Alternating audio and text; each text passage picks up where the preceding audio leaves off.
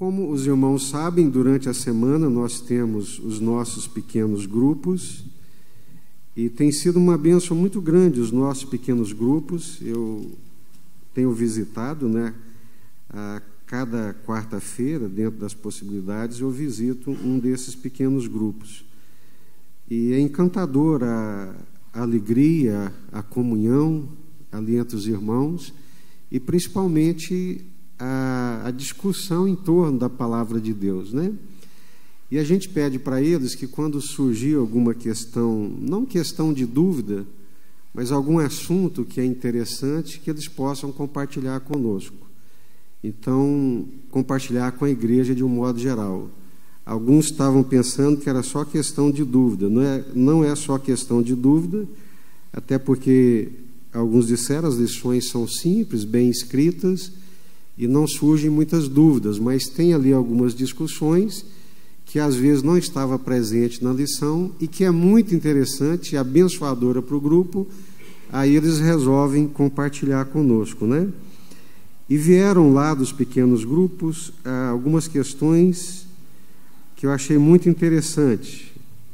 A primeira delas foi essa: o fato de Pedro, a princípio, não querer ter os seus pés lavados por Jesus, significa uma má compreensão? Quais poderiam ser as motivações equivocadas a respeito do serviço de Cristo?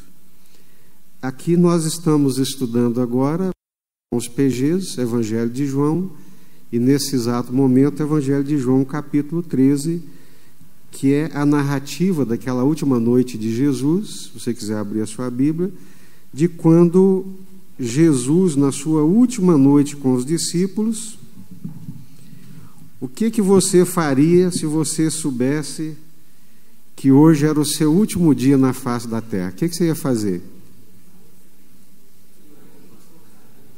Pastor Carlinhos. O que ele disse, Júnior?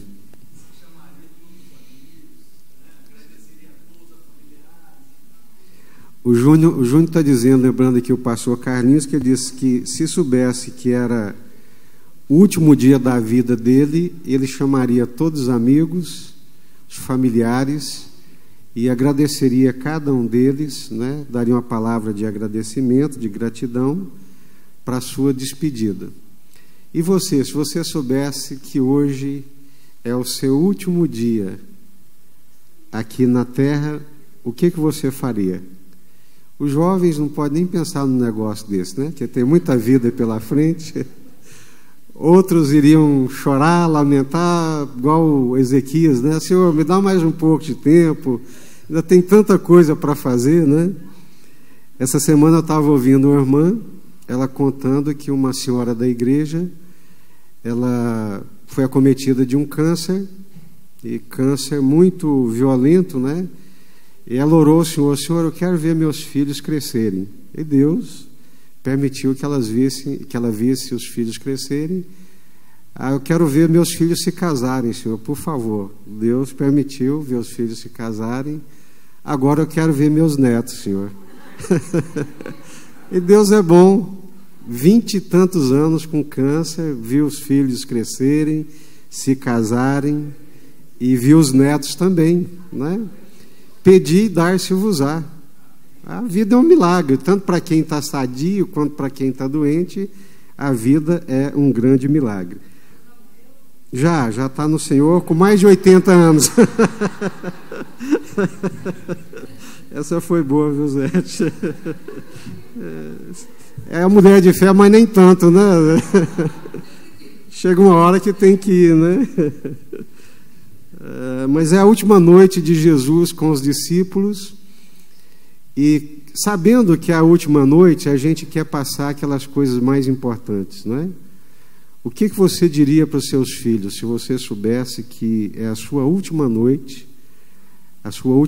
aqui na terra, e que você estaria partindo para a vida eterna, partindo para o Senhor?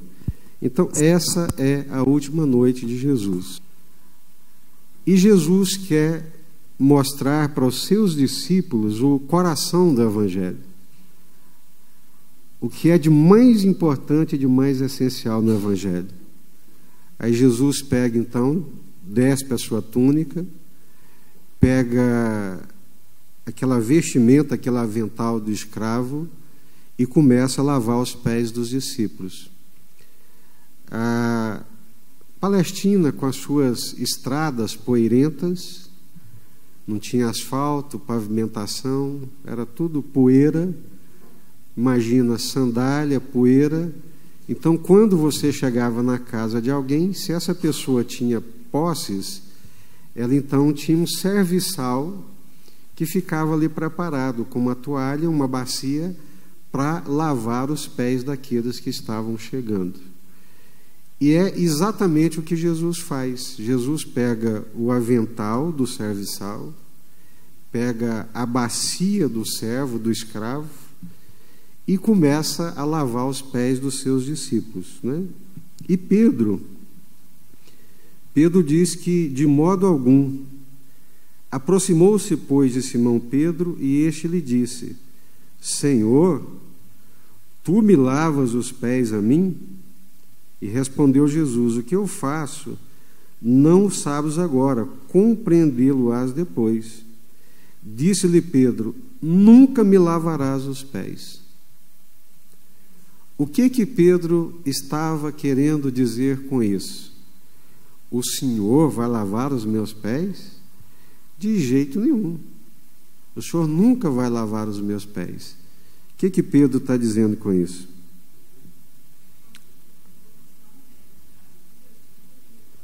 Isso. Então Pedro, ele entende. Ele está andando com Jesus. Tem 3 anos que ele anda com o Senhor Jesus.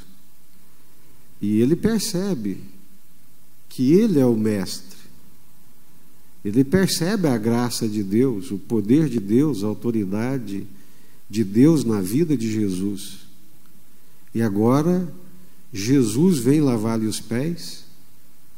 E ele: olha, Senhor, de jeito nenhum. Como é que pode o Senhor lavar os meus pés? Eu é que tenho que lavar os pés do Senhor.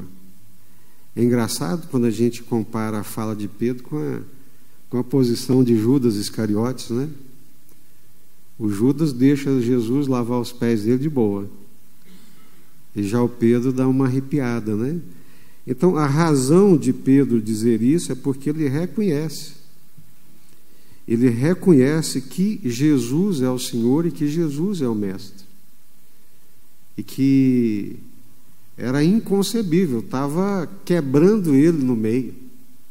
Aquela ação humilde de Jesus estava humilhando, estava constrangendo. Ele se sentia constrangido pelo ato humilde de Jesus. Então essa foi a motivação de Pedro.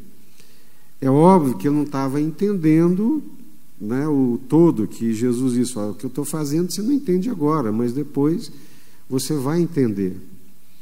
Então, o que Jesus estava fazendo era exatamente isso, é constrangedor mesmo. Então, deixa eu dizer para vocês uma coisa. Mando, uso abusivo da força não constrange tanto quanto a humildade. Quando você usa do mando, do uso abusivo da força, né, se você é patrão, se você é uma pessoa que tem autoridade e faz uso abusivo dessa força, constrangendo os outros a obedecê-lo, disso aí advém só amargura, rancores e ressentimentos. Mas quando nós constrangemos os outros à semelhança de Jesus, como Pedro foi constrangido pelo amor e pela humildade, isso é transformador. Amém? O outro fica com brasas em cima da sua cabeça, né? E bota a cabeça no travesseiro e fica: como é que pode? Como que, né? Então foi esse o sentimento que aconteceu com Pedro, e é isso que Jesus está mostrando para os discípulos, essa questão mesmo da lição de humildade. Aí vem aqui um outro questionamento que eles levantam. Todo mundo entendeu? Concordam com que essa é a motivação de Pedro? Amém? É um constrangimento diante da humildade de Jesus. Gente, se você entender um mínimo que seja de quem é Jesus, conforme nós pregamos aqui no domingo passado, em Colossenses capítulo 1, porque todas as coisas foram criadas nele, por intermédio dele e para ele, porque dele são todas as coisas. O universo, as coisas visíveis e invisíveis foram criadas por Jesus e em Jesus, e agora está lá o Senhor Jesus lavando os pés dos discípulos, né? Então é chocante, é desconcertante, né? É constrangedor. Assim que Jesus molhou um pedaço de pão e serviu a Judas Iscariotes, diz a palavra que imediatamente o inimigo entrou nele. Como interpretar essa reação imediata ao ato de servi-lo com pão e gerar a entrada do inimigo em Judas? Boa pergunta, né? O que diz o texto?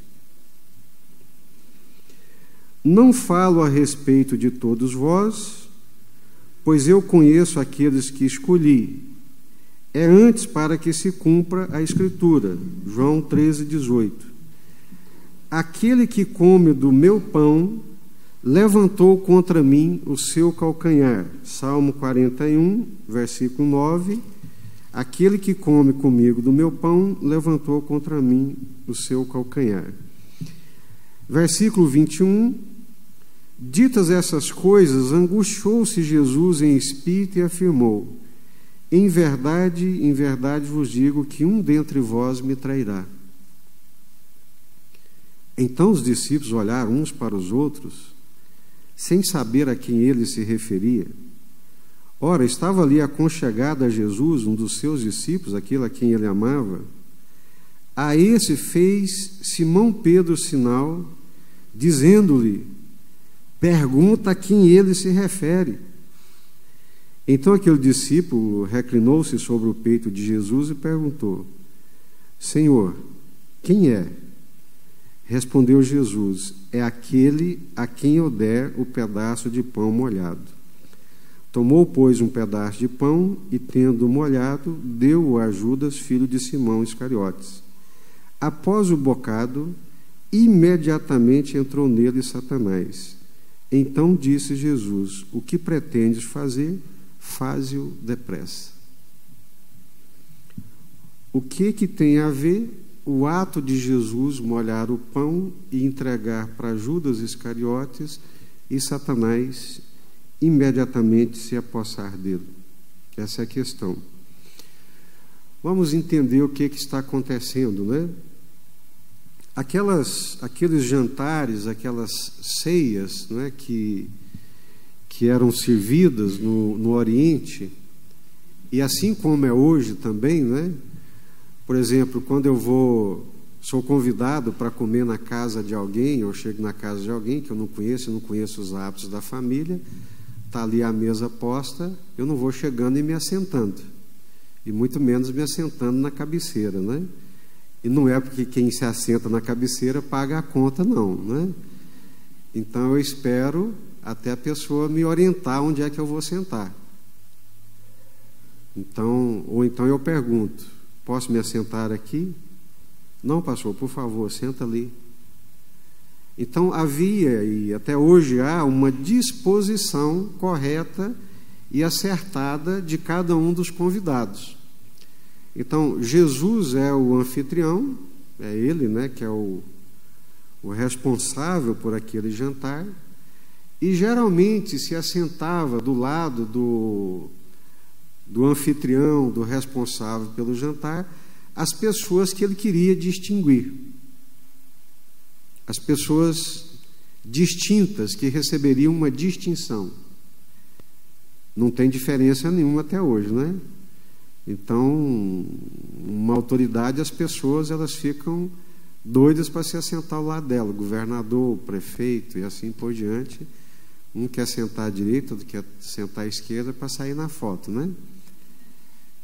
Mas é tudo simbólico, tudo tem um significado. Então, Então, sentava-se à direita uma pessoa querida e distinta do anfitrião, e assentava-se à sua esquerda, pela ordem de distinção, e depois, num semicírculo ou num círculo, ia sentando por ordem de distinção, dependendo da forma como o anfitrião queria distinguir aquelas pessoas. Então, pela leitura do texto, eu imagino que o Pedro estava lá na rabeira da fila, ele estava no último lugar, porque de lá ele grita para João. Então, João está de um lado e Judas Iscariotes está do outro. Por que João está de um lado? Porque João é o discípulo amado. E por que Judas Iscariotes está do outro? Porque ele tem um papel muito importante a cumprir naquela noite. Aí Jesus lava os pés dos discípulos, assenta para servir o jantar, e do nada, angustiado na alma e no coração, ele bota para fora: na verdade, um de vocês vai me trair nessa noite. E quem estava no último lugar, na rabeira da fila, ficou com a pulga atrás da orelha. Ô João, pergunta aí quem que é, afinal de contas, que vai traí-lo. Aí João, então, se inclina no peito de Jesus, pergunta, e Jesus fala: é aquele para quem eu der o bocado molhado. Jesus pega o pão, molha no caldo da carne, que era uma coisa muito comum, carinhosa, amorosa de você fazer, molhar o seu pão no seu prato e oferecer também para uma pessoa distinta que você ama. E Jesus, então, molha e entrega para Judas e lhe diz: o que você tem que fazer, faça-o, né? Tomou, pois, um pedaço de pão, tendo molhado, deu a Judas, filho de Simão Iscariotes, e após o bocado, imediatamente entrou nele Satanás. Então disse Jesus: o que pretendes fazer, faze-o depressa. Como é que eu pessoalmente leio isso aqui? Primeiro, toda a ação de Satanás é condicionada à permissão do Senhor Jesus. Toda. Muitos crentes muito mal informados, muito mal orientados, muito desconhecedores da Bíblia, estão incorrendo num erro teológico muito antigo que Agostinho combateu profundamente, que era o chamado maniqueísmo, que é quando você iguala o bem com o mal. Então tem crente que fala tanto do inimigo que coloca o inimigo num pé de igualdade com o Senhor. Isso é um erro doutrinário, é um erro teológico, isso é um engano. Todas as coisas foram criadas por Ele e para Ele. Tronos, principados e potestades. Então, Satanás, que veio a ser Satanás, é criatura. Não se compara com o Criador e com o poder do Criador. Amém? Satanás, o poder dele, a autoridade dele, mas nem de longe se compara com o poder e a autoridade do Senhor Jesus.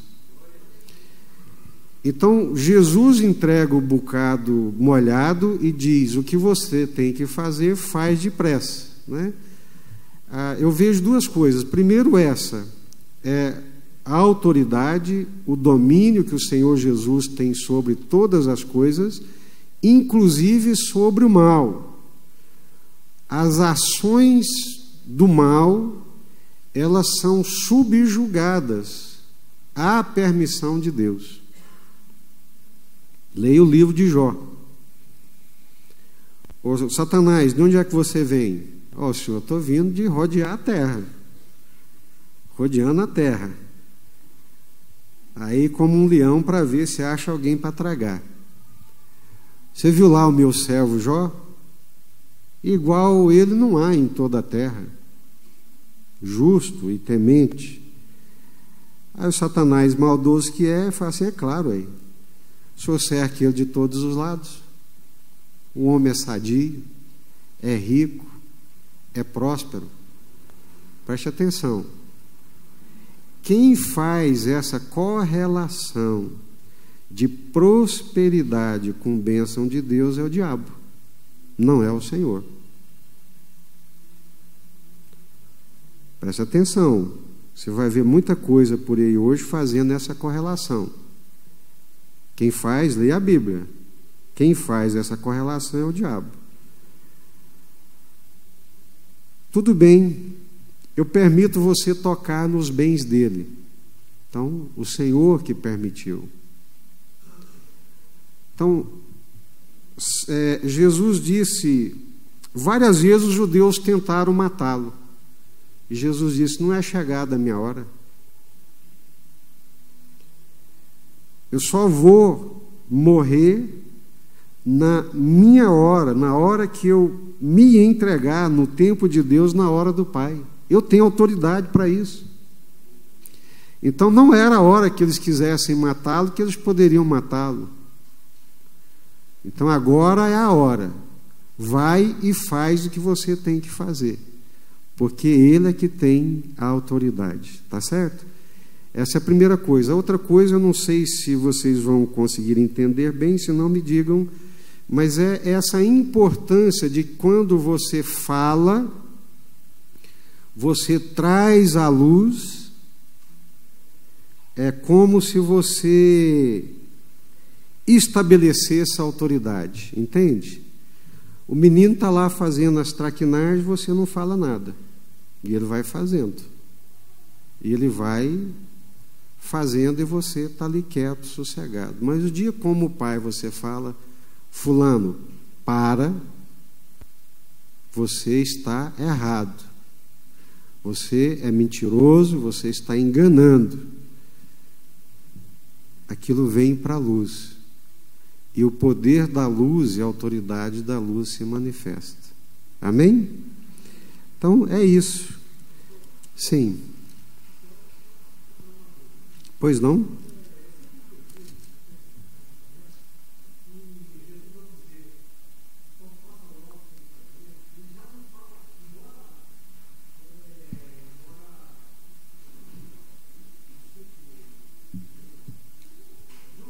Sim? Direto para Satanás. Exatamente. Já diz que é direto para Satanás. Estão mostrando a autoridade do Senhor Jesus. Sim, Zete.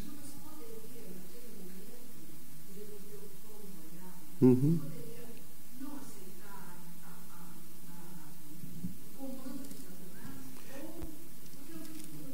Uhum. Não tenha dó, Zete.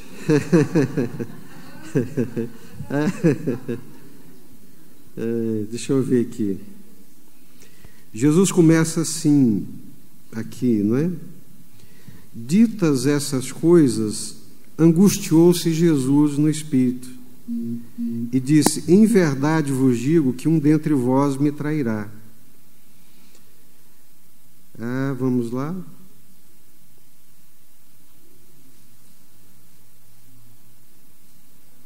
Tem outra parte aqui, é no início.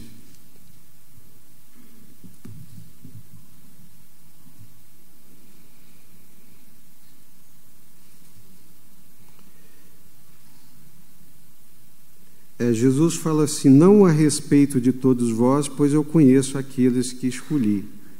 É antes para que se cumpra a Escritura. O que a Bíblia nos mostra a respeito do Judas Iscariotes, né? Correu um tempo pela internet, antes do WhatsApp, né? Era ainda os e-mails, uma coisa assim muito interessante. Diz que Jesus estava montando a sua equipe de discipulados, já viram isso? E mandou para uma consultoria, para que uma consultoria avaliasse o perfil dos discípulos, para ver se aquela equipe tinha futuro ou não. Já leram? Já viram? Não? Também não? Uai. Então, vou contar para vocês que é novidade, né? Então, Jesus manda para uma consultoria dessas, que é muito comum hoje, de RH, manda para uma consultoria para fazer uma avaliação dos discípulos, né? E a consultoria, então, pede um currículo de cada um, faz uma entrevista com cada um e começa assim: olha, Jesus, seu projeto é interessante, mas eu queria dizer que esse Pedro está completamente desqualificado. O Pedro, ele é intempestivo, ele não mede as palavras, ele é volúvel. Então, Pedro, se eu fosse o senhor, não colocava o Pedro na sua equipe. Mas é altamente recomendado esse tal de Judas Iscariotes, porque ele é ambicioso, ele é sagaz, ele tem visão de negócios. Então, se eu fosse o senhor, ficava com Judas Iscariotes, né? Interessante, essa é a perspectiva do mundo, né? Ver que o mundo vê as coisas ao revés, né? Mas o Judas Iscariotes, quando a mulher derramou o bálsamo sobre Jesus, ele falou: olha, mas o que é isso? Um desperdício.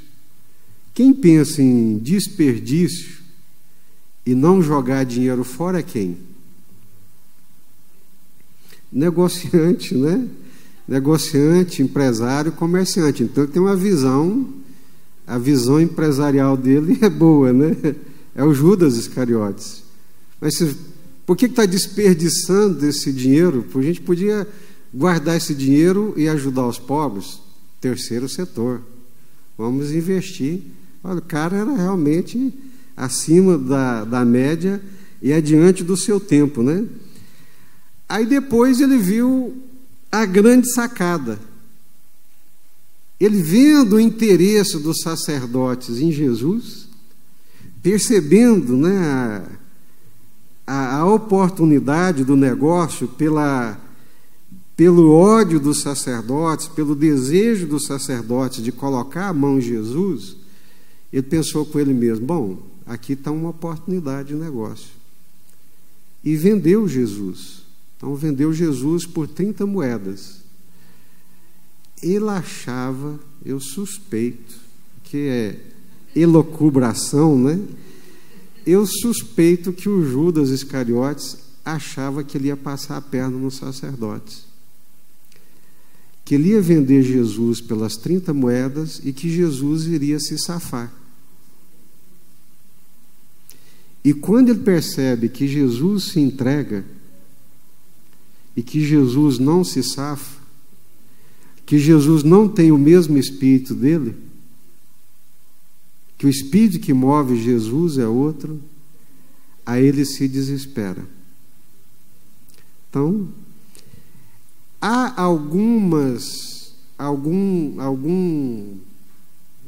vamos dizer assim, algum tipo de caráter.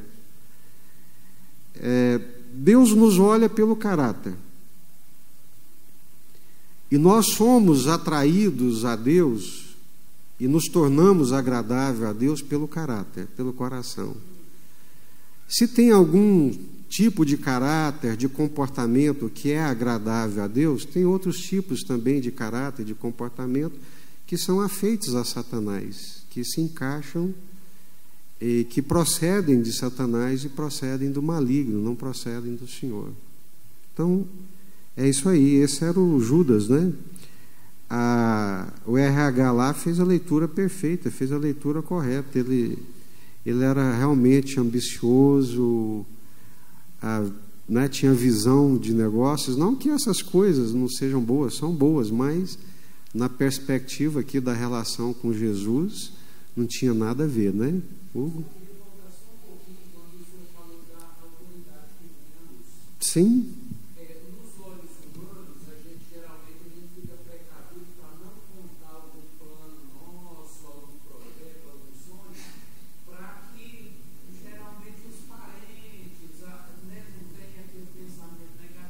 Uhum. Mas vem do caso da espiritualidade. Uhum. Deus sabe o que tem no nosso coração, na nossa mente. É afirmativo que o Satanás não sabe, mas a partir do momento que a gente Uhum. Uhum. os olhos humanos a gente pensa nas pessoas que querem o nosso mal. Isso. Mas na verdade é espiritual, é essa potestade, é esse mal que sabe dos nossos planos e age. É verdade isso? O interessante, Hugo, que a gente percebe aqui é que na fala, na palavra, há a manifestação da autoridade de Jesus. Talita cumi, menina, a ti eu te digo, levanta-te. E ela tem que levantar. Vento, sossega, cala-te. Faz o que você tem que fazer. Então, a autoridade ela tem que ser manifesta. Eu não sei como que é aí nos meios jurídicos, né? Mas se não houver uma autorização, uma manifestação, uma ordem de prisão expressa e estabelecida, a pessoa não é presa, né? Então é mais ou menos nesse sentido. Essa coisa assim, né? É bom você levantar isso, Hugo, porque nós crentes ainda somos muito supersticiosos, né? Assim, da nossa cultura brasileira. A cultura brasileira é uma cultura animista e, consequentemente, uma cultura supersticiosa. O que é o animismo? O que é animismo? Não? O que é animismo? Por que a maioria dos africanos, os países africanos, as tribos africanas são animistas?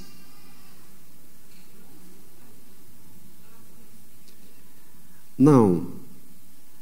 O animista, ele interpreta todos os eventos da vida a ações sobrenaturais e espirituais. Vamos lá? O animista interpreta todos os eventos da vida como ação de espíritos ou como ação de alguma coisa sobrenatural. Isso não é bíblico. Isso não é bíblico. Estava conversando com a Angélica essa semana sobre isso. Tem ações da vida que são naturais. Deus fez uma terra e pôs a gente na terra. Então não é para a gente viver no céu ou na dimensão supranatural. Nós somos essa dualidade, nós somos naturais e espirituais. Nós estamos envoltos numa realidade natural e numa realidade sobrenatural. Atribuir todos os eventos da vida, principalmente aqueles ruins, a uma ação do maligno, ou uma ação de espírito maligno, ou uma ação de uma força maléfica, aproxima mais do animismo do que do cristianismo. Fantasmagórico. Então, na África, quando a colheita é ruim, os espíritos ficaram chateados conosco, nós temos que fazer um sacrifício. A árvore começa a ventar, o vento dá na árvore, ela começa a soprar demais, para um lado para o outro, os espíritos estão soprando a árvore. Então, todos os elementos da vida são interpretados numa perspectiva de espíritos que agem sobrenaturalmente.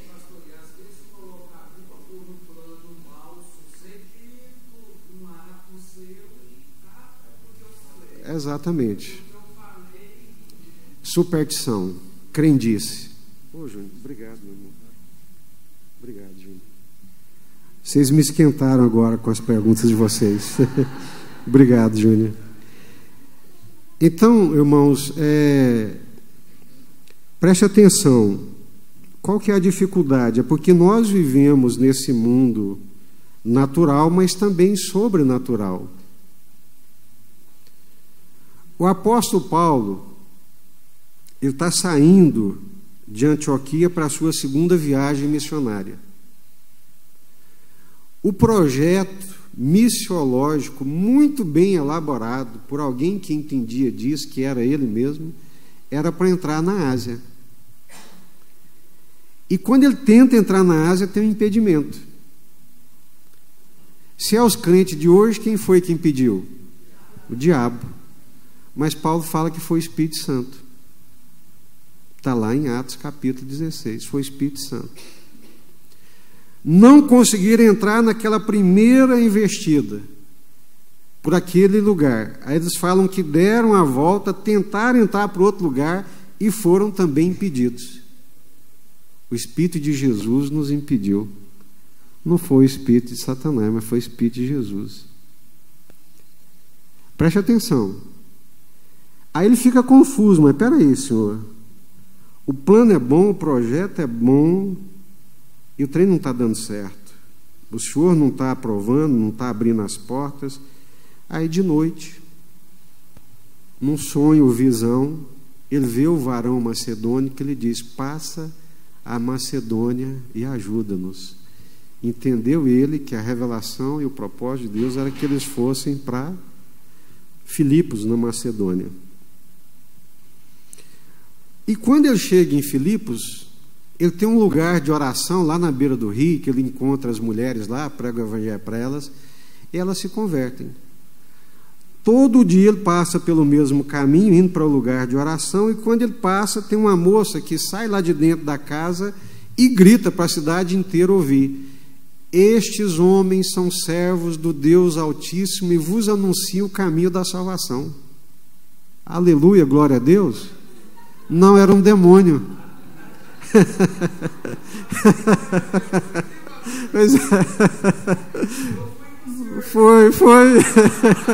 Foi intencional, é verdade. Então, Paulo tem o discernimento. O que a moça está falando é verdade, é propaganda para o evangelho, mas é um espírito maligno, e ele tem o discernimento espiritual. E quando a gente lê lá em Tessalônica, ele vai dizer que por 2 vezes tentou ir até os irmãos de Tessalônica, mas não foi, porque o diabo barrou a ida dele. Então ele tinha uma compreensão do conselho de Deus e das Escrituras, e um relacionamento com Deus cheio do Espírito Santo, que ele sabia quando era Deus, quando era o Espírito Santo e quando era o diabo. E a gente está misturando tudo. Às vezes está falando que é o diabo e é Deus, às vezes está falando que é Deus e é o diabo, por falta de discernimento. E o que isso provoca? Fraqueza espiritual, confusão. Por quê? Porque a gente não lê mais a Bíblia como deveria ler, meditando, fazendo dela a nossa regra de fé e prática, entendendo e aplicando como princípio de vida para a gente. Amém? Nina Zete.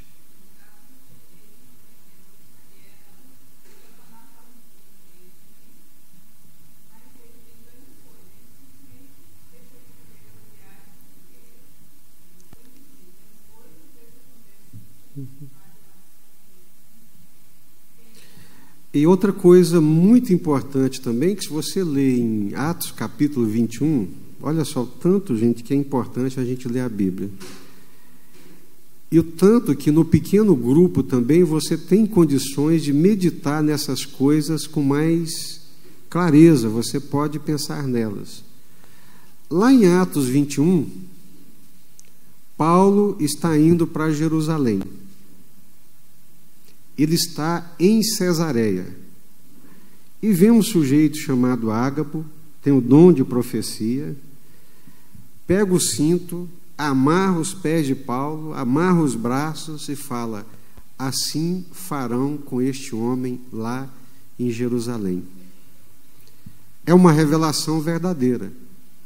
de Deus, do Espírito Santo. E os discípulos começam a chorar. Não, Paulo, Deus mostrou, Deus revelou, não vai para Jerusalém, não. E qual foi a resposta de Paulo? Eu estou pronto não apenas a sofrer, mas também a morrer pelo nome do Senhor Jesus. Se fosse com a gente hoje uma revelação dessa, o que você faria?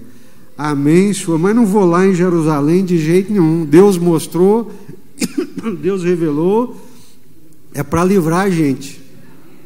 Livramento. Por quê? Qual que é a nossa perspectiva?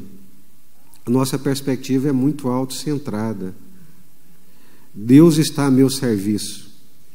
Deus faz tudo para eu me dar bem. Deus faz tudo para a minha vida ser uma linhazinha reta, perfeita. Acorda, gente. Acorda. Que sono profundo de ignorância das coisas espirituais é essa?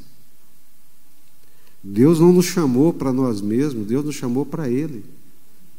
A vida não é assim, não.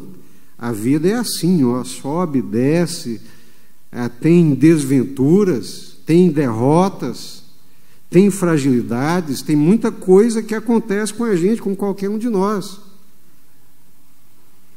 Não é porque o Senhor está na minha vida que vai ter que ser tudo assim. Isso é triunfalismo, isso não é bíblico. Leia a Bíblia. O Senhor está na minha vida quando a coisa complica, eu passo por dificuldades, não gostaria de passar, oro para não passar, mas se eu passar, eu sei que não vou passar sozinho, o Senhor está passando comigo. Isso é a fé genuína. Paulo, pelo amor de Deus, não vai para Jerusalém, o Senhor já mostrou, você vai ser preso, vai ser espancado. Gente, o que vocês estão fazendo? Quebrantando o meu coração? Eu estou pronto não apenas a sofrer, mas até morrer por Jesus. Então preste atenção. Nós estamos vivendo um tempo de um sono espiritual, sabe, de engano, de ignorância, onde nós fomos alçados à posição de Deus, enquanto nós somos chamados para ser servos de Deus. E como é que você percebe esse evangelho tão frágil, que não se parece com o evangelho genuíno de Jesus Cristo? É quando você pisa no calo de alguém, ou quando alguém pisa no seu calo, mas vira um monstro, porque o ego é tão grande e a conversão é tão minúscula que a pessoa não pode ser ofendida, não pode ser contrariada. Por isso cai esse fluxo de gente de uma igreja para outra, muitas vezes. Aqui nós temos brigas no estacionamento, porque um quer sair, o outro atrapalha a sair, ele fica chateado. Nós já tivemos aborrecimento com o ar-condicionado, porque está mais frio do que um gostaria que estivesse. Exemplos mínimos, irmãos. Nós estamos nos contrariando por coisas mínimas, mostrando que o Evangelho não penetrou na essência do nosso ser. Se nós pensássemos como o apóstolo Paulo, eu diria, eu estou pronto não a sofrer, mas até morrer por Jesus, para a glória de Jesus. Então é isso, né? E o capítulo 13 mostra exatamente isso. O Senhor, Criador dos céus e da terra, Senhor de todas as coisas. Jesus é o Senhor de todas as coisas. Todas as coisas foram feitas por Ele, por meio dEle e para Ele, e Ele estava lá lavando os pés dos discípulos. Agora põe alguém para lavar o pé do outro aqui para você ver, né? Zete?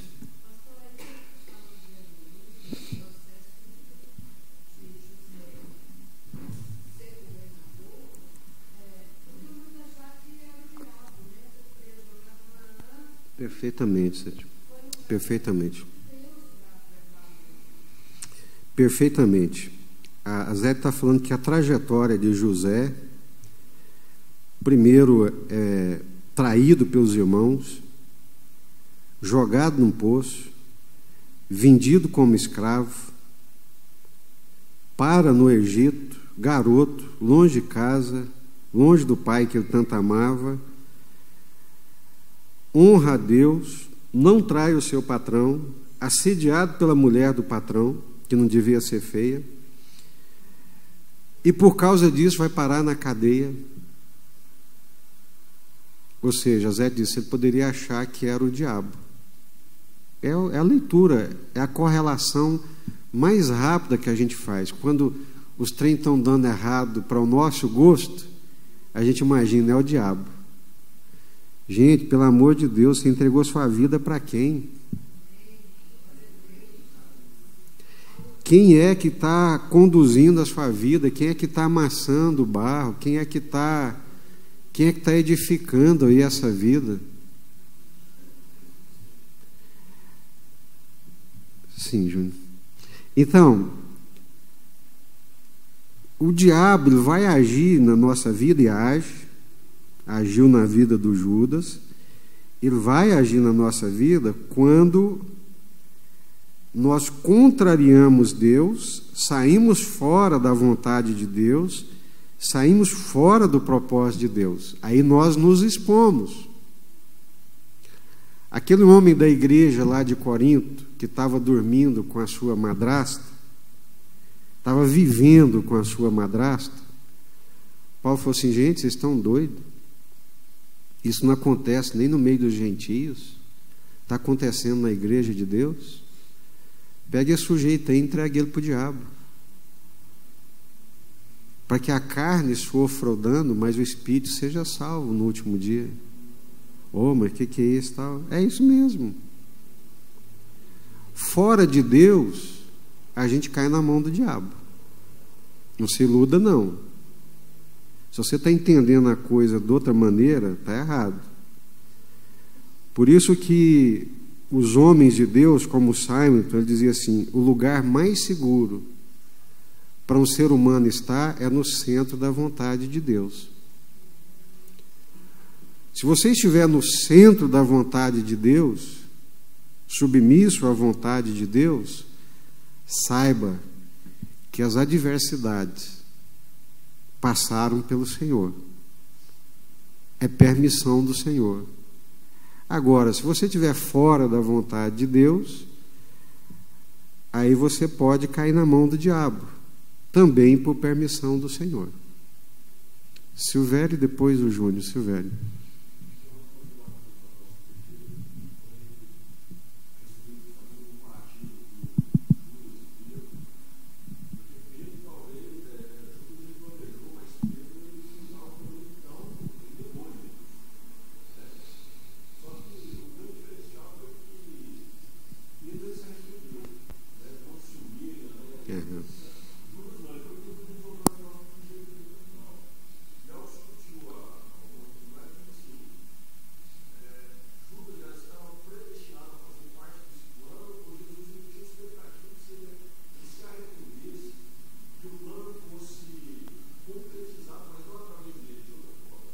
Não, a coisa ela iria acontecer, que já estava escrito na palavra de Deus, né?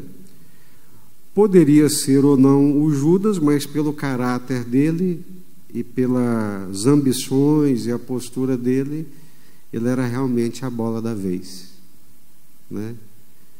Ele viu tudo que os outros viram, comeu tudo que os outros comeram, mas o coração dele nunca se rendeu ao Senhor. O coração dele era maligno mesmo.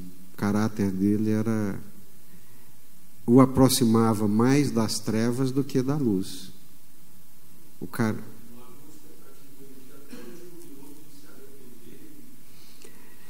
Quando ele veio e beijou Jesus, Jesus falou assim, meu amigo, por que você veio? Por que você veio? Então a gente não sabe, né? Júnior? O senhor falava sobre entender os planos Isso. Sim.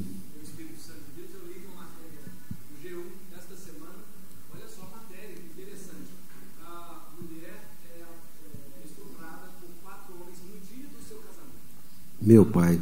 Ela ia casar assim, às 10 horas da manhã, cedinho ela foi pro ponto, 4 homens pegaram-na, e aí levaram ela para uma outra cidade, isso no Quênia, na África, e aí esses homens estupraram-na e esfaquearam esta mulher, e era uma pastora que iria se casar naquele dia. Meu né? Deus do céu. E de repente ela foi encontrada só 6 horas da tarde que ela foi receber um tratamento. Descobriram que ela era uma noiva, porque ela ficava falando, né, delirando, e descobriram que era uma noiva, procuraram realmente numa igreja, estavam esperando a noiva, não chegou e tal.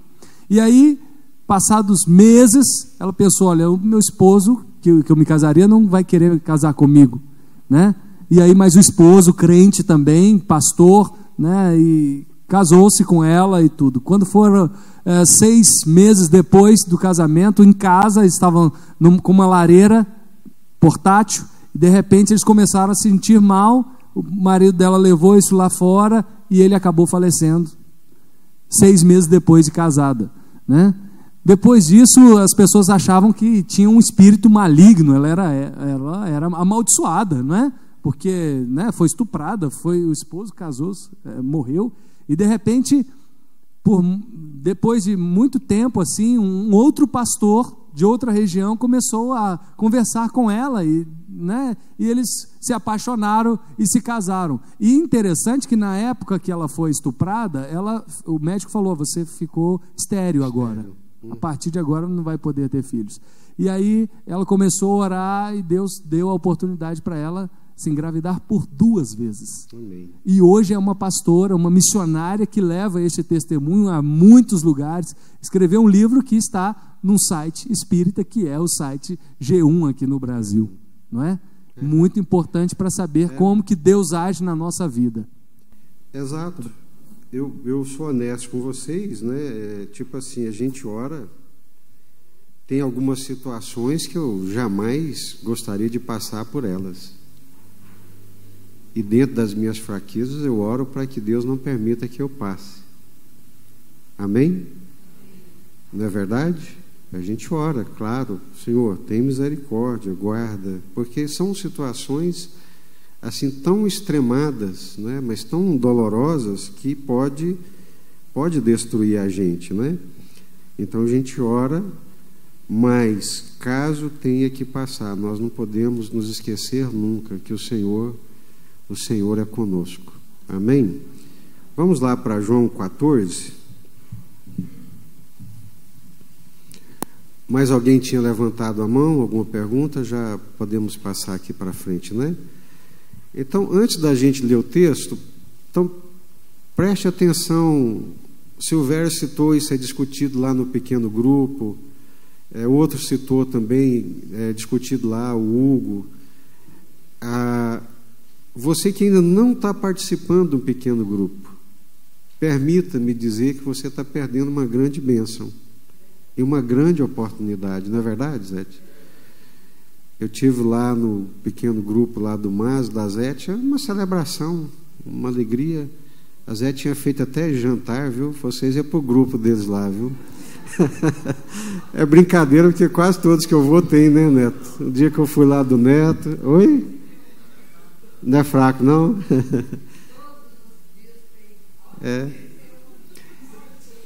Então, eu queria que você orasse por esses pequenos grupos e que você participasse. As lições que eles estudam lá, sou eu que as escrevo. Então, aquele tempo que eu não posso passar com você, pela quantidade de gente da igreja, num pequeno grupo você vai estar sendo assistido. O ideal do pequeno grupo é comunhão, evangelização e pastoreio. As pessoas são pastoreadas lá no pequeno grupo. E você tem a oportunidade de crescer, e você pode, inclusive, pela graça de Deus, vir a ser um desses líderes de um pequeno grupo, abençoando assim a vida da igreja. Amém? A gente tem pequeno grupo na terça, tem na quarta, tem na quinta e tem no sábado também. Então, quem não pode ir durante a semana pode participar no sábado. E a gente vai abrir mais outros no sábado também para que todos possam participar. Oi? Segunda também? Segunda, claro, segunda na casa do Thales, com o Thales e a Ju e os meninos que estão ali participando. Segunda, então, ó, tem segunda, tem terça, tem quarta, tem quinta, tem sábado. Só não participa quem não quer realmente, né, Silvio? Porque tem... Vamos abrir na sexta também. Se alguém aí puder na sexta, só oferecer a sua casa, que a gente vai participar na sexta também. Abra sua Bíblia no Evangelho de João, capítulo 14, a partir do versículo 16.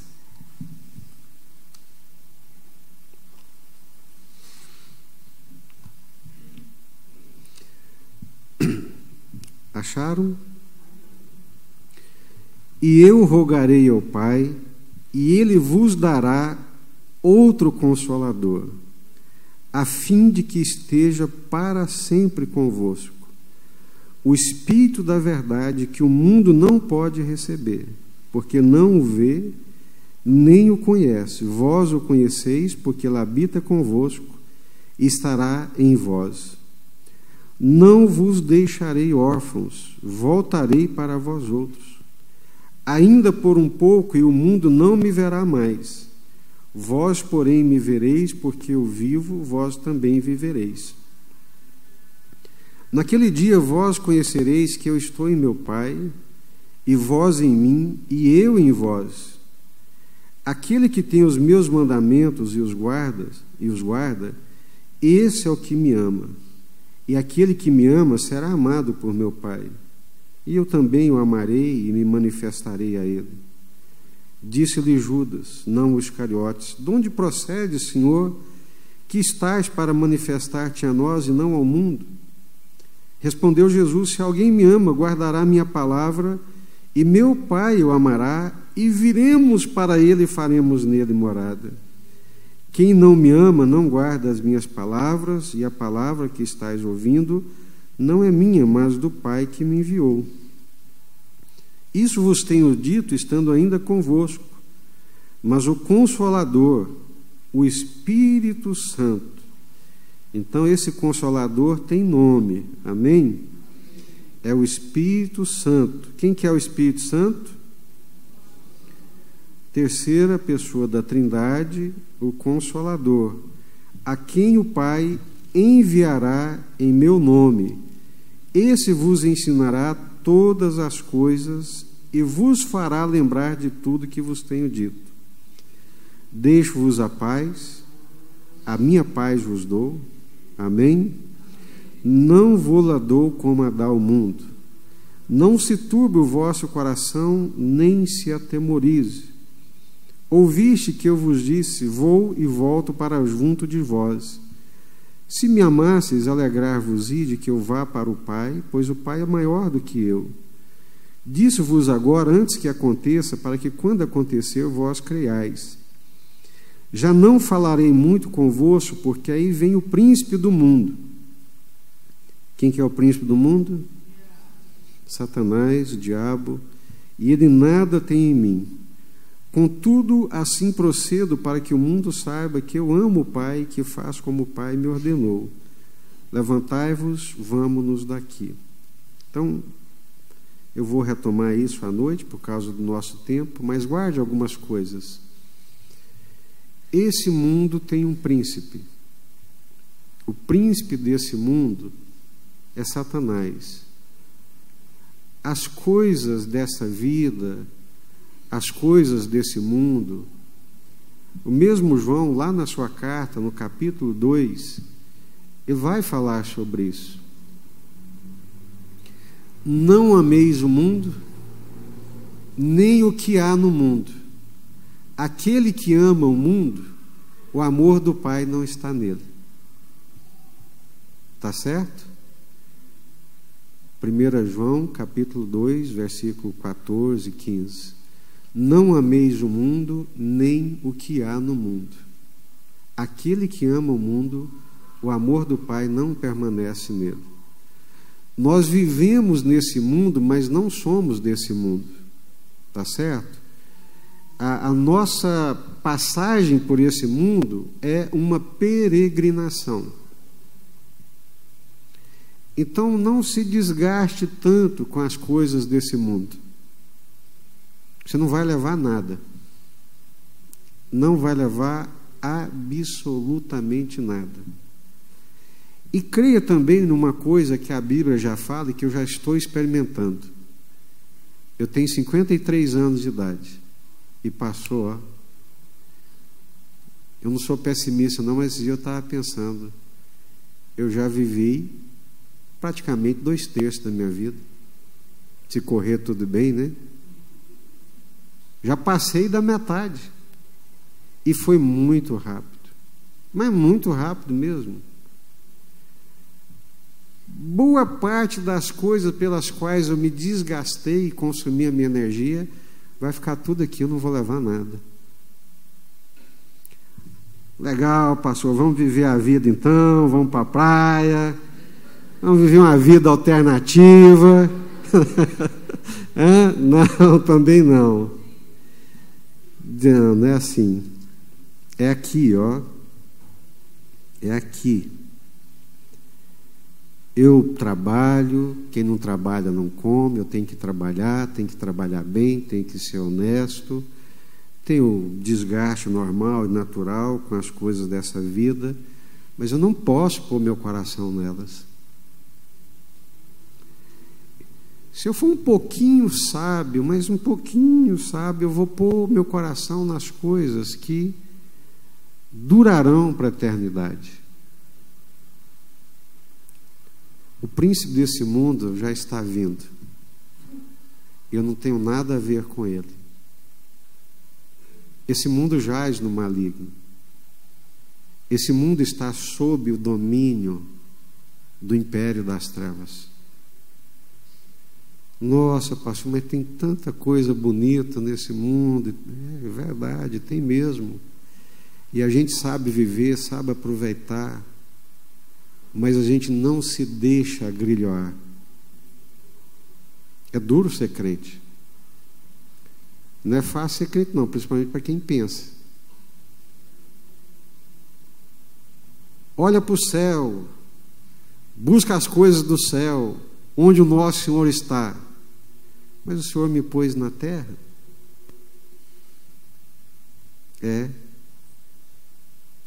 Todo mundo aqui é da terra, me cerca, empurra valores da terra na minha cabeça, coisas que só querem me prender na terra, e o Senhor está mandando eu olhar para os céus. Então é uma luta. Vencer espiritualmente, no entendimento, na compreensão. Que eu estou aqui, estou lutando, estou brigando, pelejando, mas a minha vida não é aqui. Tudo que você construir aqui nessa vida, tudo. Olha que eu sou um cara que valorizo o esforço, o trabalho, luto pelas minhas conquistas, dos meus filhos, da minha família, mas tudo que você vê, tudo que você pega, tudo que você toca, vai ficar. Não vai te acompanhar. Só vai te acompanhar o que é invisível, o que não se vê, o que não se toca. Isso acompanha a gente. A gente vai ter algumas surpresas. Eu acho que vai ser muito legal. Eu acho que vai ser joia. Muita gente que é muito pobre aqui na terra, lá no céu vai ser muito rico. E muita gente que é muito rica aqui na terra vai ser paupérrimo lá no céu. Porque gastou a vida, toda a energia, todo o coração, todos os sentimentos com as coisas da terra. Não. Olha, ser pobre lá já vai ser uma grande coisa, né?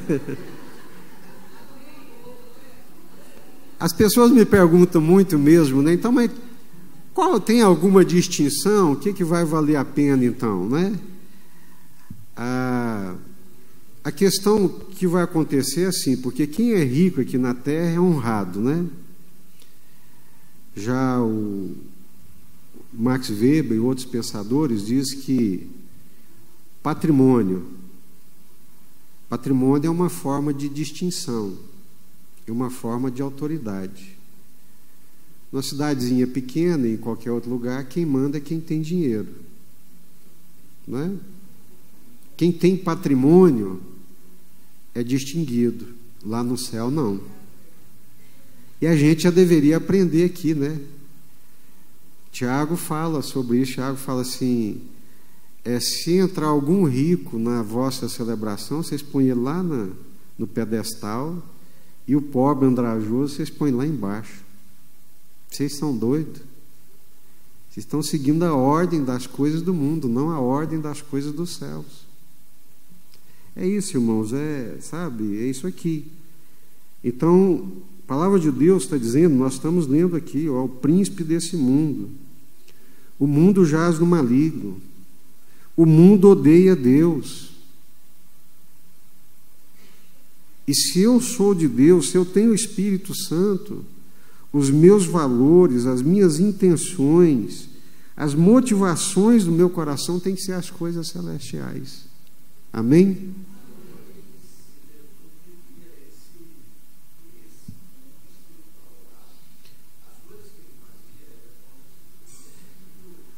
Chocante, né?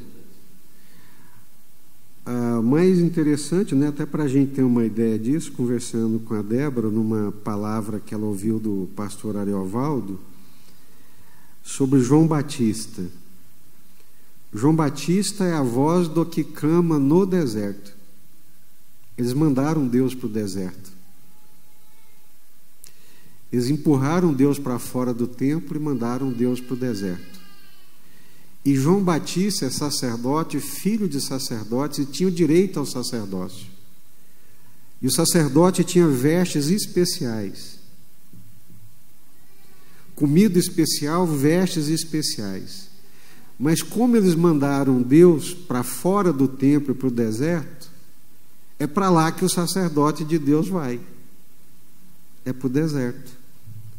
E as vestes que ele usa não são vestes de sacerdotes. Voz do que clama no deserto. Percebe? Quão chocante é essa verdade? O Filho de Deus que está aqui e nunca foi tratado como tal. Mas dê uma lida, pensem. Eu vou falar mais um pouquinho hoje sobre a noite, hoje à noite. Nós temos então aqui nesse texto um consolador sobrenatural, um mestre sobrenatural e uma paz que é sobrenatural. A parte da paz, todas elas me encantam, mas a parte da paz, saber que a paz que a gente sente no coração é um milagre. É sobrenatural. Glória a Deus. Amém? Vamos orar? Vamos ficar em pé, vamos orar.